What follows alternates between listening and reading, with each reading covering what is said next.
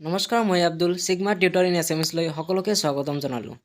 আজিৰ আমি এই ভিডিঅ'টিৰ যোগেদি ক্লাছ 8ৰ ছায়েন্সৰ আজিৰ প্ৰথম প্ৰশ্নটো হ'ল যে অন্তঃস্ৰাৱী গ্ৰন্থিয়ে দেহৰ পৰিৱৰ্তনৰ বাবে নিঃসৰণ কৰা পদাৰ্থসমূহ কি নামেৰে নামকৰণ কৰা হৈছে?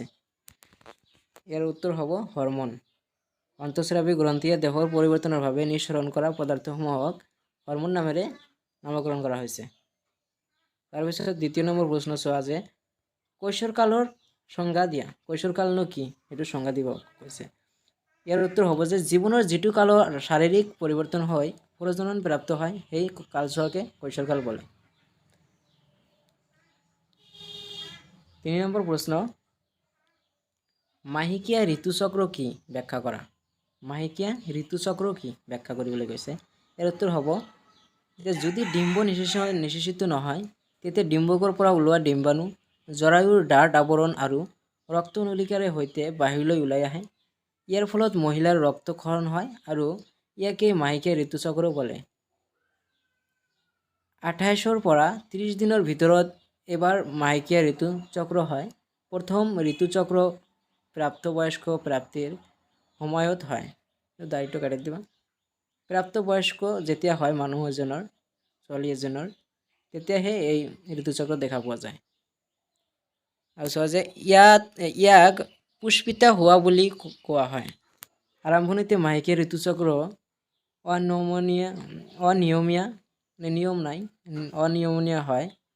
অনিয়মীয়া হয় যদিও পাছলৈ নিয়মীয়াকৈ হয়। ইয়াৰ উত্তৰ এইখিনি হ'ব।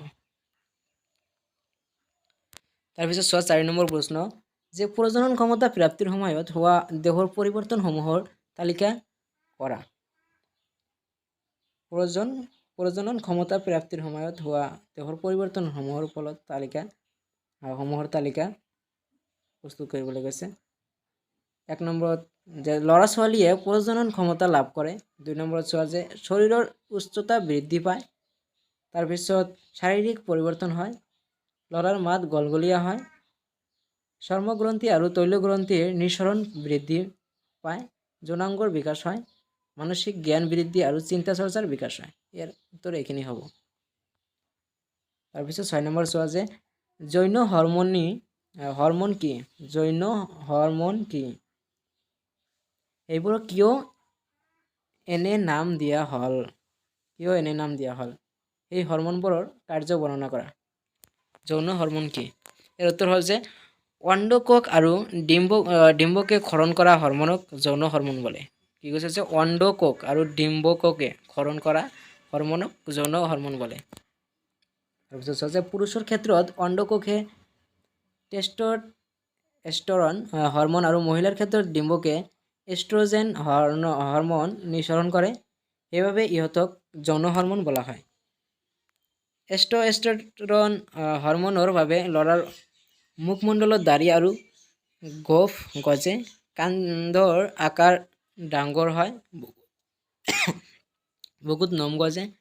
ইষ্ট্ৰজেন হৰম'নৰ বাবে ছোৱালীৰ স্তনৰ বিকাশ হ'বলৈ ধৰে। স্তনত গাখীৰ নিঃসৰণ গ্ৰন্থি নাইবা স্তন গ্ৰন্থিৰ উদ্ভৱ হয়। তো ইয়াৰ উত্তৰ এইখিনি হ'ব।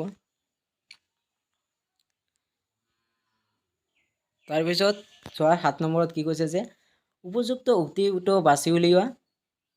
ক নম্বৰ চোৱা যে কিশোৰ কিশোৰীসকল খোৱা আহাৰ সম্পৰ্কে সচেতন হোৱা উচিত কিয়নো।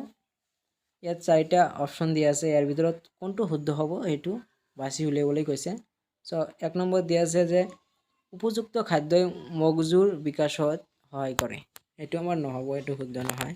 শৰীৰত দ্ৰুত গতিত বাঢ়ি থকা বৃদ্ধিৰ বাবে উপযুক্ত আহাৰৰ প্ৰয়োজন হয়। এইটো আমাৰ শুদ্ধ হ'ব। 2 নম্বৰটো আমাৰ শুদ্ধ হ'ব। ক নম্বৰ চোৱা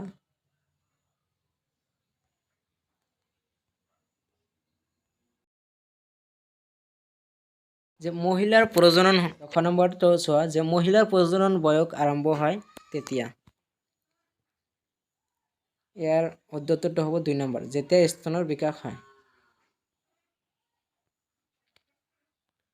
তাৰপিছত গ নম্বৰ যে কিশোৰ কিশোৰীৰ যথোপযুক্ত আহাৰসমূহ হ'ল, ইয়াৰ ভিতৰত কিশোৰ কিশোৰীৰ উপযোগী আহাৰ কোনটো হ'ব? ইয়াত 4টা অপশ্যন দিয়া আছে। ইয়াৰ ভিতৰত চোৱা 2 নম্বৰ অপশ্যনটো চোৱা যে ৰুটি, ডাউল, শাক পাচলি, এইটো আমাৰ শুদ্ধ হ'ব। ৰুটি, ডাউল আৰু শাক পাচলি। চমু টকা লিখা। ক নম্বৰত দিছে যে ডিঙ্গিৰ ঘটিকা, খ নম্বৰত দিছে গৌণ যৌন চৰিত্ৰ, গ নম্বৰত দিছে জন্ম নোহোৱাৰ কেঁচুৱাৰ জন্মপূৰ্বক লিংগ নিৰ্ণয়। চমু টকা লিখিবলৈ গৈছে, ভালকৈ ইয়াত দি দিছোঁ। ডিঙ্গৰ কচিকা। যে প্ৰাপ্ত বয়স্ক প্ৰাপ্তিৰ সময়ত স্থৰ যন্ত্ৰ বৃদ্ধি হ'বলৈ ধৰে। ল'ৰাৰ ক্ষেত্ৰত স্বৰযন্ত্ৰ বৰ ডাঙৰ হয়। ল'ৰাৰ বুদ্ধি হোৱাৰ স্বৰযন্ত্ৰ ডিঙ্গিৰ বাহিৰলৈ বাঢ়ি অহা অংশ হিচাপে দেখা যায়। এই অংশক ডিঙ্গিৰ কৰ্চিকা বুলিও কোৱা হয়। কিন্তু ছোৱালীৰ স্বৰযন্ত্ৰ সৰু হোৱা ভাৱে বাহিৰৰ পৰা ইয়াক দেখা নাযায়।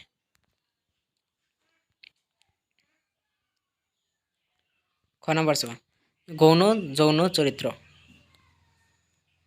অণ্ডকোষৰ সময়তে শুক্ৰাণু আৰু ডিম্বকোষসমূহে ডিম্বাণুকোষৰ জন্মকোষ উৎপন্ন কৰে।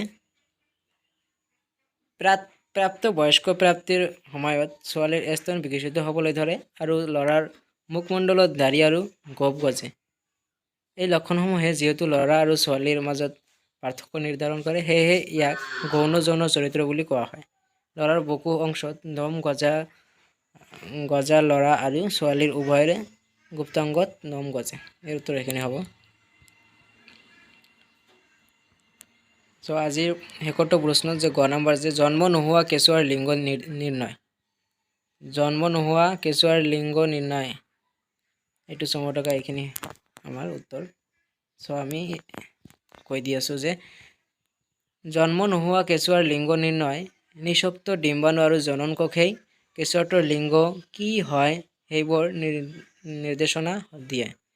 মানুহৰ দেহত প্ৰতিটো কোষত কোষকেন্দ্ৰত 23যোৰ ক্ৰম'জম থাকে। ইয়াৰ এযোৰ ক্ৰম'জম থাকে X আৰু Y আৰু যৌন ক্ৰম'জম হিচাপে নামকৰণ কৰা হয়। মহিলাৰ ক্ষেত্ৰত দুডাল X যুক্ত ক্ৰম'জম থাকে আৰু পুৰুষৰ ক্ষেত্ৰত এডাল X আৰু আন এডাল Y, মুঠতে দুডাল ক্ৰম'জম থাকে। যৌন কোষৰ মূৰত মাত্ৰ এযোৰ ক্ৰম'জম থাকে। যেতিয়া X ক্ৰম'জম যুক্ত এটা শুক্ৰাণুৱে ডিম্বাণুক নিষক্ত কৰে, তেতিয়া তাৰ পৰা সৃষ্টি হোৱা জনন কোষটোৰ দুডাল X ক্ৰম'জম থাকিব আৰু এটি কন্যা সন্তানলৈ বিকশিত হয়। যদি শুক্ৰাণুটো Y ক্ৰম'জম যুক্ত হয় আৰু এটি ডিম্বাণুক নিষক্ত কৰে, তেতিয়া ইয়াৰ পৰা সৃষ্টি হোৱা জনন কোষটোক দুডাল ক্ৰম'জম যুক্ত ক্ৰমে Y আৰু X থাকিব আৰু এটি ল'ৰা সন্তানলৈ বিকশিত হ'ব।